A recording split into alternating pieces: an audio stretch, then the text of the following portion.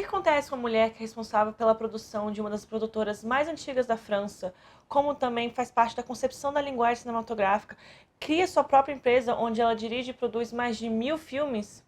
Isso mesmo, Brasil. Ela é completamente esquecida da história. Olá, aqui é Netflix, sejam bem-vindos a mais um vídeo e hoje nós vamos falar sobre Alice Guy Blaché, a pioneira dentro do cinema. Alice Guy Blaché nasceu em 1º de julho de 1873 na França, mas acabou passando parte da sua infância em Santiago, no Chile, onde seu pai tinha uma livraria.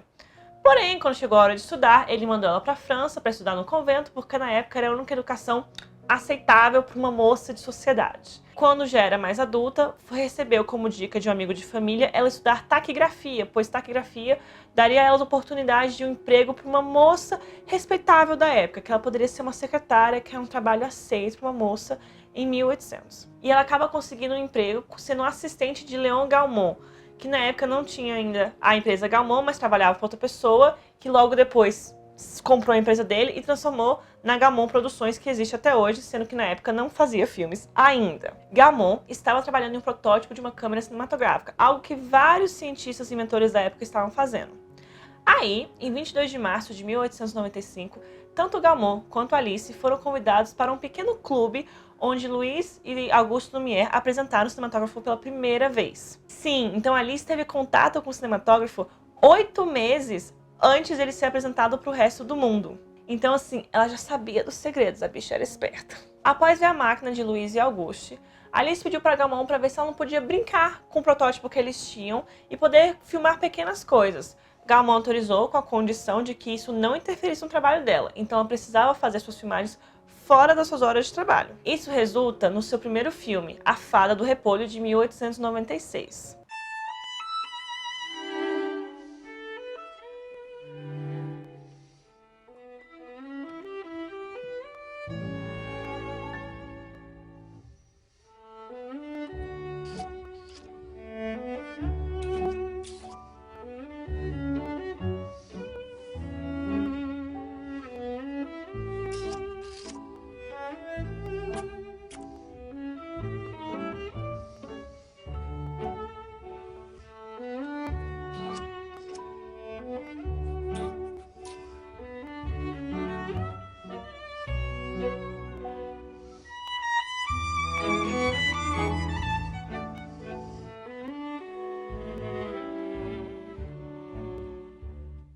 Esse filme fez tanto sucesso, mas tanto sucesso, que a cópia que a gente tem hoje, na verdade, é uma refilmagem, pois a cópia original não deu conta de ficar refazendo tanta cópia para conseguir distribuir.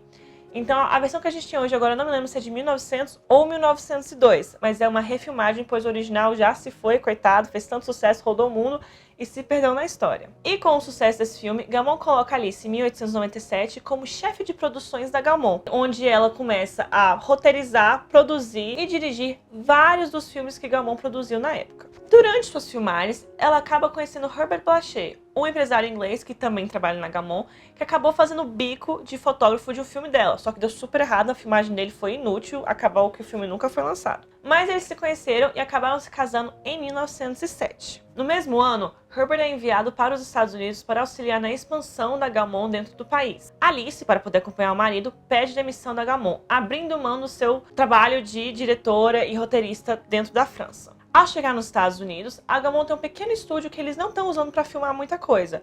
Então Alice aluga uma parte desse estúdio e começa a fazer filmes, que são distribuídos pela Gaumont. Com o dinheiro adquirido desses filmes, ela funda a sua própria produtora, a Solax. A Solax começa a fazer muito sucesso. Tanto que, em algum momento da sua história, eles estavam fazendo 3 filmes por semana. Lembrando que os filmes eram pequenos curtas, de até 15 a 20 minutos, mas mesmo assim, 3 curtas por semana é muita coisa. Eu não daria conta de fazer 3 curtas por semana.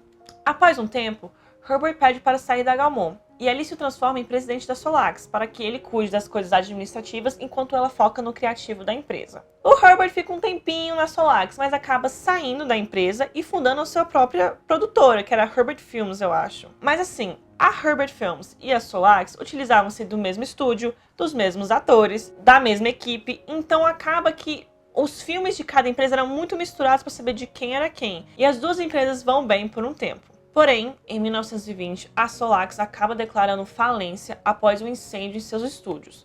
Mas mesmo sem o incêndio, a empresa já estava em decadência, pois os filmes começaram a ficar maiores, ter os filmes de 1 hora. Eles ainda estavam meio presos nesse esquema de filmes mais curtos. Fora isso, em 1918, Herbert e Alice se separaram e ele se mudou para Hollywood com uma atriz. Bonito, não? Alice até fica um tempo nos Estados Unidos ainda fazendo alguns longas, e ela até se muda para Hollywood e trabalha como assistente de direção para Herbert por uma época. Porém, ela não aguenta mais aquilo e acaba voltando para a França para trabalhar por lá. Ao chegar no país, ela não é aceita dentro da indústria cinematográfica e não consegue mais trabalhar na área. Ela acaba trabalhando de escritora para revistas e livros infantis e às vezes dando aulas de cinema, mas de uma forma geral, o resto da sua vida ela passa sendo bancada pela sua filha Simone. E então, eis que se inicia uma tentativa de começar a contar a história do cinema para a posterioridade. Quando os autores começam a contar essa história, convenientemente, Alice nunca é mencionada. Ela sumiu. Às vezes aparece em uma menção ali, uma menção aqui, mas de uma forma geral, ela não existe dentro dos livros de cinema.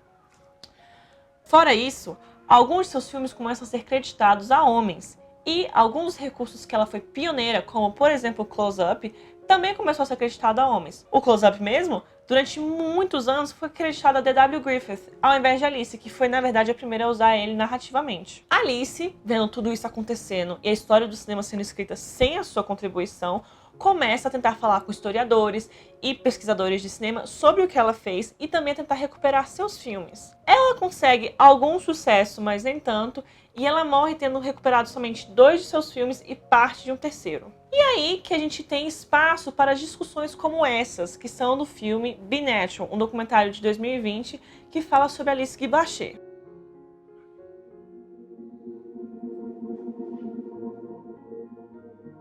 Qui est Alice Guy, par Nicole Lys-Bernheim et Claire Clouzot. Monsieur Toscan du Plantier, vous êtes le directeur de chez Gaumont. Qui est Alice Guy?